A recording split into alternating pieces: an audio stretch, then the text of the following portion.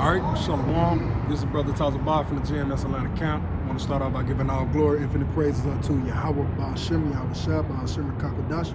Double honors to my apostles and the elders at Great Millstone that teaching that rule well. Salutations unto the Akim throughout the four corners that are putting their life on the line week in and week out. I just wanted to come real quick, Lord willing, this is an edifying God speak. And I wanted to just go into and speak towards the fact that, our conditions in this walk is not always going to be quote unquote favorable. You're gonna have some trials and tribulations, you're gonna have some distress, you're gonna have some persecutions, but hey, that was promised unto us, man. But the key is for us to stand, because that's what's gonna separate us and make us of that upper echelon through the spirit of Yahweh Shem Yahweh Shah, being of the hopeful elect, is the fact that we went through these things and we didn't fret, man. We didn't wither. You got to think of a tree. So I'm going to start here. This is Psalms chapter 1, verse 3.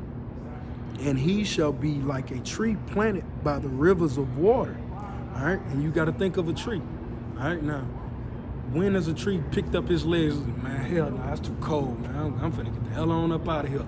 Man, it's too hot, man. I'm finna go. And that wind blowing. He's there, man. But what does a tree need to live? It needs water. Water and sunlight. Hey, ain't nobody gonna take the sun out of this guy, so the Lord placed him by what? Living water. It says, and he shall be like a tree planted by the rivers of water that bringeth forth his fruit in his season. So, hey, a lemon tree, it takes 6-7 years for a lemon tree to get reach a fullness before it can even begin to produce fruit. If that tree allows that rain to drown it out, if it allows the sun to wither it, if it allows the frost to cause it to wither and break or become brittle, it can produce no fruit. So what good is that tree? It's good to be thrown into the fire, man, like these 2/3 of our peoples are gonna be. They're gonna be thrown to the fire. It says, his leaf also shall not wither, whatsoever he doeth shall prosper. Why? Because the Lord planted you by the river of water for you to. The sun is in the sky and you got the waters. What more do you need? Now it's up to you to stand. It's up to you to live. The Lord has done everything. He didn't put you on the stony ground. He didn't put you on the scorched ground. He didn't put you in unfertile soil. He put you in a goodly place, man. All right? So let's go here. This is John chapter 15, 16. Ye have not chosen me, but I have chosen you and ordained you that ye should go and bring forth fruit, and that your fruit should remain. So he planted you for a reason, man.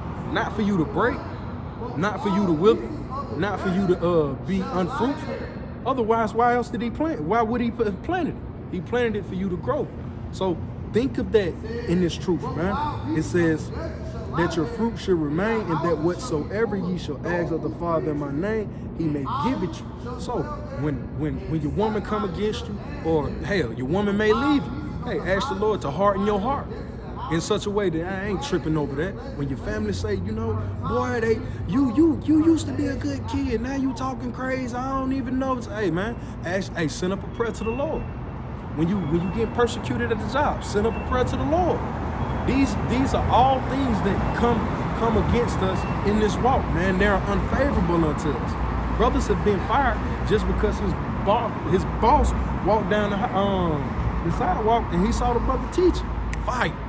Or your woman saw you. I'm leaving. Your homie saw you. They ridiculed you. Who gives a damn, man? We're supposed to stand because the Lord planted us to bring forth fruit, man. All right? So let's go here. And this is my point. All right. This is Hebrews chapter 12, verse 7.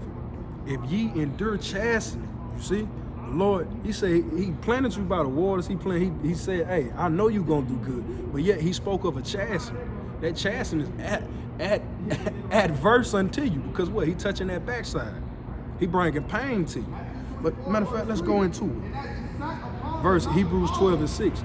For whom the Lord, Yahweh Shem Yahweh Shah, loveth, he chasteneth and scourges every son. So that's every man that claims to want to be a part of the hopeful elect. and scourges every son whom he received. So if he receive you in and he embraces you, what?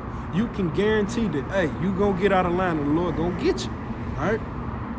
If ye endure chastening, Yahweh Shem Yahushua dealeth with you as sons. All right? For what son is he whom the Father chasteneth not?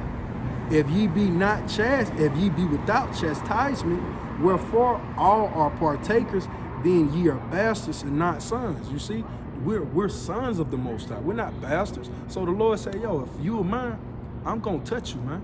It's gonna, hey, this ain't gonna always be cookies and rainbows, man. You see? All right, so let's go here. Psalms 30 and 5. For his anger endureth but a moment. And that's the Lord, because we went into captivity, man. And we're here in this day. But will we be speaking of captivity in the day of the Lord, in the kingdom? No, man. So his anger endureth but a moment. In his favor is life. And that's what we're looking for, the favor of the Lord by us standing. It says, weeping may endure for a night. So weeping, we're crying, we're mourning, but we're in the darkness. We're in the shadow of death here in America up under Esau's rulership. All things are mourning, man. All right? It says, but joy cometh in the morning, just like a tree. It's certain plants that can only come about. I have certain plants outside of my house now that some of them they begin to blossom as when the moon comes out, and others majority only blossom when what? The sun come out. It says, but joy cometh in the morning. So yeah, you went through the darkness. Look for the light, man. You see? Be as that tree, because a tree ain't doing a whole bunch of growing at night. He gonna get watered, so that's still a level of growth, but the greatest growth comes during that light, in that moment, in the sun, in the heat. You see, when the Lord is actually putting him through it, and you see that tree grow, man, throughout despite the conditions of the elements. So I'll finish off here. Matthew 24 and 13.